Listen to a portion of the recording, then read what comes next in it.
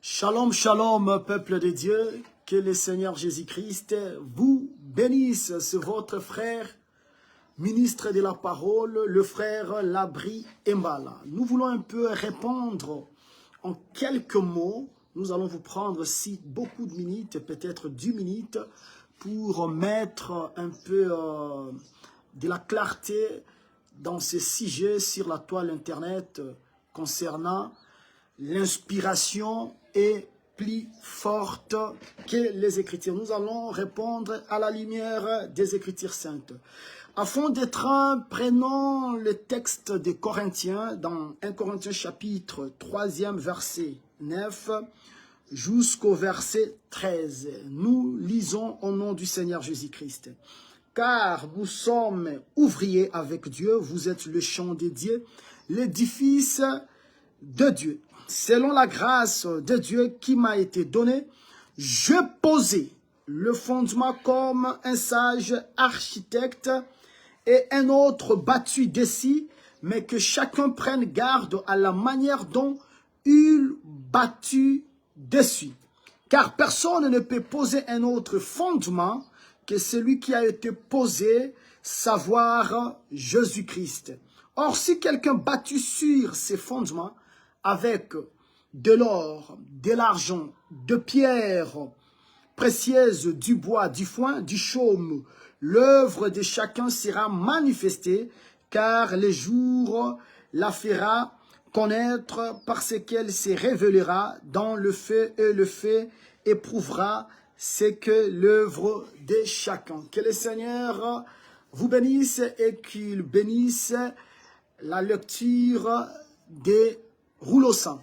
Bien-aimés dans le Seigneur, vous savez, la vraie problématique dans ces sujets, c'est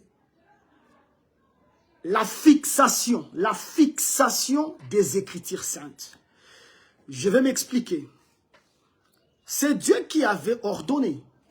Si quelqu'un pêche, tu pêches, tu vas amener ta victime chez les sacrificateurs afin que tu sois pardonné de tes péchés. Aujourd'hui, le même Dieu qui avait parlé autrefois, aujourd'hui, nous tous nous péchons d'une manière d'une autre, mais que le Seigneur nous fasse grâce, que la nature divine se manifeste en toute splendeur. Nous tous, ça nous arrive de pécher, mais je ne vois pas un frère ou bien une sœur prendre sa chèvre, prendre son agneau, prendre sa brebis, l'amener chez les sacrificateurs pour qu'il soit pardonné. Mais c'est Dieu qui avait donné ce message. Mais pourquoi nous ne le faisons pas? C'est à cause de la fixation des temps. Parce que nous avons compris que aujourd'hui nous ne sommes plus dans la première dispensation, dans la dispensation de la loi, parce que cette dispensation de la loi est différente avec la dispensation de la grâce. Chaque dispensation marche avec sa ligne de conduite. C'est pour dire tout simplement ceci.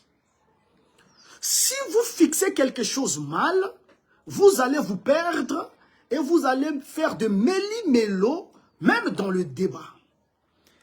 Étymologiquement parlant, inspiration, ça vient du latin qui veut dire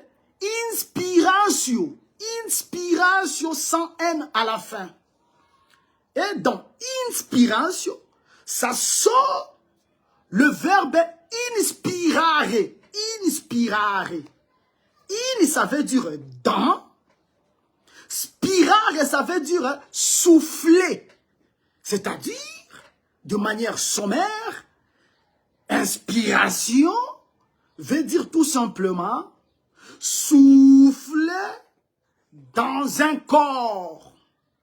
On souffle dans les corps. De manière générale, ici, je ne suis pas seulement chez les ecclésiastiques, mais je parle de manière universelle. Je prends l'homme de Albert Einstein. Je prends Confucius. Je prends Dalai Lama. Je prends tous ces génies du monde. vous allez remarquer que vous lisez leurs livres. Mais avant de les lire, ils étaient soufflés. On avait soufflé dans. On avait soufflé dans ces gens-là. Et ces gens ont produit les livres, comme disent les Français. Les paroles s'envolent, mais les écrits restent. Les écrits que vous lisez, avec l'inspiration que la personne a reçue, qu'est-ce qui est venu avant? Honnêtement, si on est humble, ici, je ne m'adresse pas aux fanatiques, je m'adresse aux érudits de la parole de Dieu, aux gens qui lisent la parole qui écoutent aussi la parole avec le souci de les comprendre. C'est-à-dire, ils avaient d'abord reçu l'inspiration et ils ont représenté ces inspirations dans les ouvrages. Parce que inspiration, ça vient d'abord du latin. Comprenez d'abord l'étymologie du mot. Inspirare, souffler dans. Alors, si nous pouvons revenir, retourner dans notre monde ecclésiastique, afin de saisir le taureau par les cornes, nous disons ceci.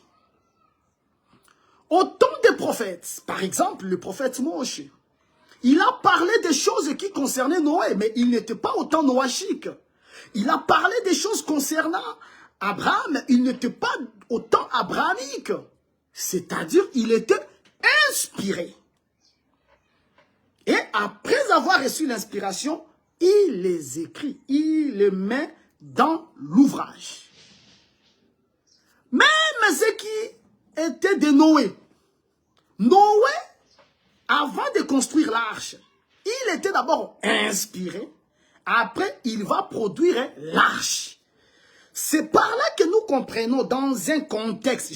Suivez-moi très bien, prenez-moi au mot. Dans un contexte, l'inspiration vient avant l'écriture.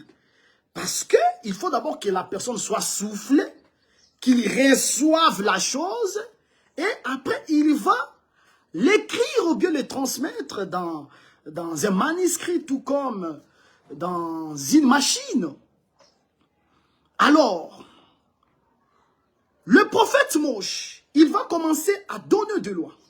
Après lui, il a donné aussi des préceptes, patati patata. Les autres prophètes vont les succéder. Et aussi, ils écrivaient des choses. Mais à leur temps, Moïse était comme les sages architectes qui a posé le fondement. C'est que toi, Jérémie, quelle que soit ton inspiration, tu dois te baser sur les fondements appelés Moïse. Ézéchiel. Parce que, imaginez-vous, le Seigneur va dire au prophète, je te donne ce que tu vas faire. Tu vas dormir de côté droit pendant 40 jours, de côté gauche pendant 390 jours. Lisons ça au temps de Moïse. On ne le verra pas parce que c'est Moïse qui est dans l'ancienne alliance comme les sages architectes qui a bâti le fondement. Jérémie, lorsqu'il bâtit d'ici. Jérémie n'amène pas un autre fondement. Ézéchiel n'amène pas un autre fondement. Sophonie non plus n'amène un autre fondement. Parce que le fondement, c'est le prophète Moïse. Mais le Seigneur dit à Ézéchiel, dors d'un côté pendant 40 jours, de l'autre côté pendant 3 jours. Si vous lisez chez les prophètes Moïse, vous ne le verrez pas. Mais sauf que Ézéchiel ne peut pas contredire Moïse. Parce que dans tout ce qu'il faisait, c'était pour exprimer l'iniquité de la maison de Juda, l'iniquité de la maison d'Israël. Chose que Moïse avait déjà parlé dans le livre de Lévitique. Chapitre, si je ne me trompe pas, chapitre 26, tout comme Deutéronome, chapitre 28. Il avait déjà parlé, si tu pêches, si tu commets l'iniquité, regarde ce qui va t'arriver, regarde ce qui va t'arriver. Moïse avait déjà posé le fondement. Mais Ézéchiel, il amène une autre patte. Mais cette inspiration ne contredit pas le fondement posé par Moïse. C'est qu'au temps d'Ézéchias, l'inspiration n'est pas plus forte que les Écritures parce que l'inspiration aura son soubassement dans les Écritures saintes. le temps de la loi va passer, nous sommes au temps de la grâce. Parce que le frère Paul qui nous prêche dans 1 Thessaloniciens chapitre 4, lorsqu'il parle sur l'enlèvement de l'église, soyons honnêtes, on va chercher à rassembler les Écritures. Comment Paul va nous dire que on va sonner la trompette, les morts en Christ reviendront à la vie premièrement. Nous qui sommes vivants, nous n'allons pas dévancer ceux qui sont morts. Il a eu ça où? C'est de l'inspiration. C'est de l'inspiration. Sauf qu'à ce temps de la grâce, lui, Paul, a reçu la grâce. Selon ce que nous avons lu dans 1 Corinthiens chapitre 3e. Il a reçu la grâce. Il dit, j'ai reçu la grâce. Selon la grâce de Dieu qui m'a donné, qui m'a été donnée, j'ai posé. Il a reçu la grâce de poser les fondements. Lui a reçu cette inspiration-là. Qui, en quelque sorte, ça pourrait être plus forte que les écrits même de Moïse. Ça pourrait être plus forte, en quelque sorte. Parce que là, c'est le Seigneur lui-même qui lui a parlé. C'est le Seigneur lui-même qui l'a soufflé. Alors, lorsque lui parle de l'enlèvement, cherchez dans les Écritures. Cherchez, c'est vrai, nous voyons l'enlèvement d'Élie, nous voyons l'enlèvement d'Enoch. Mais cherchez-moi dans les Écritures où les morts en Christ ressusciteront premièrement. Les vivants ne vont pas dévancer ceux qui sont morts. Vous ne les trouverez pas. Ça, c'est de l'inspiration. Sauf que, c'est-à-dire lui, Paul, avec les autres apôtres, c'est-à-dire les 12, Pierre, Thaddée, Jacques, Barthélemy, etc., ils ont reçu la grâce d'amener leur inspiration sans même qu'il y ait un fondement qui les délimite. Et on reçut cette grâce-là. C'est-à-dire, à leur étant, l'inspiration, ça semblait être un peu plus forte que les Écritures. C'est comme ça que si nous lisons Galates chapitre 1er, écoutez les 100 livres. Les 100 livres nous disent ceci. Non pas qu'il y ait un autre évangile, mais il y a des gens qui vous troublent et qui veulent altérer l'évangile de Christ. Mais si nous-mêmes, si un ange du ciel annonce un évangile s'écartant de celui que nous, vous avons prêché, qu'il soit anathème, c'est que, et on reçut la grâce de poser le fondement. Pour eux, l'inspiration semblerait être plus forte que les Écritures parce que tu ne vas pas dire à Paul, Paul, donne-moi les versets. Comment toi tu dis que les morts en Christ ressusciteront premièrement ensemble avec le vivant? Il va te dire que le Seigneur m'a inspiré. Il va te dire le Seigneur m'a inspiré. Tu ne vas pas les contredire. Oh Paul, donne-moi l'écriture. Cherche-moi les versets. Tu vas trouver ça où? Où les morts en Christ ressusciteront premièrement ensemble avec le vivant. Avec Paul, ils étaient inspirés. Il va te dire que Dieu m'a parlé. Et toi, tu ne peux pas douter parce que ils ont reçu la grâce. C'est qu'à leur temps, c'est comme si l'inspiration n'était pas circonscrite.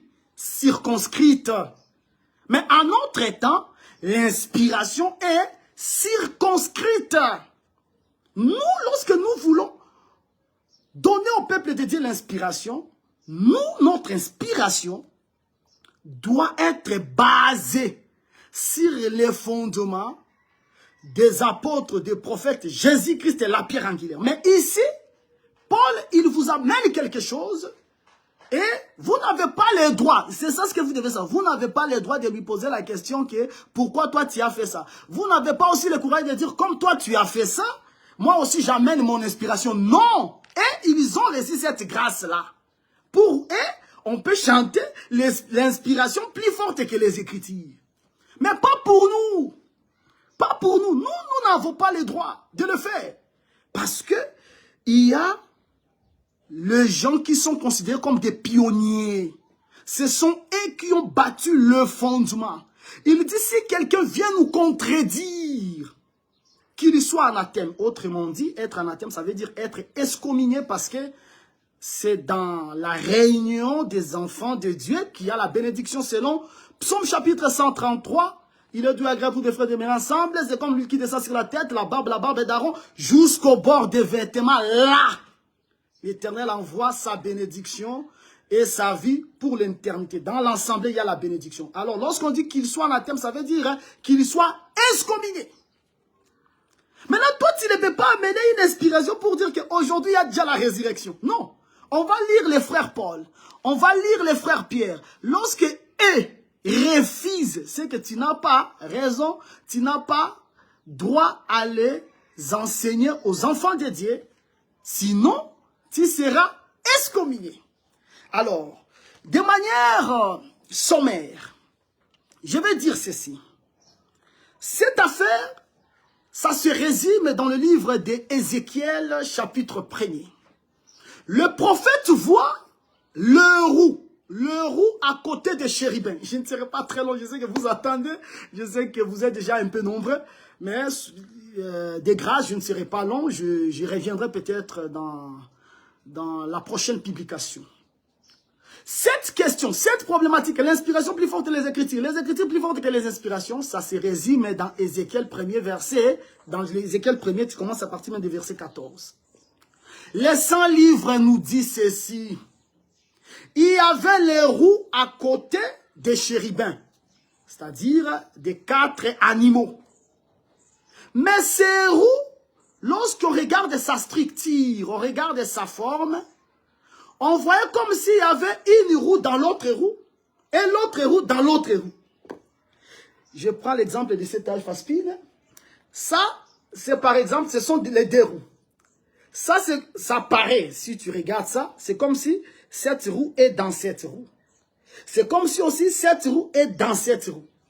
C'est ça la vraie réponse à ce qui concerne cette question.